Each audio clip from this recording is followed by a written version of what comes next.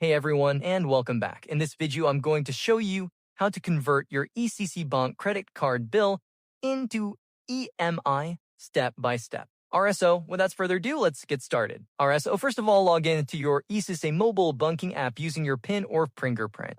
Once you are in, you are ready to start. Alright, so after that, just tap on the Cards and Forex section. Then select the credit card you want to convert your bill into EMI for. Then after that, go to the Manage Card section. Here you will see the option Convert to EMI. Just tap on it. And after that, just select the specific transaction or total bill amount that you want to convert into EMI. Alright, so now select your EMI tenure. Choose the tenure for your EMI.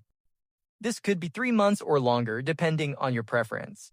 You will also see the monthly installment and any processing fees. And after that, just accept and confirm.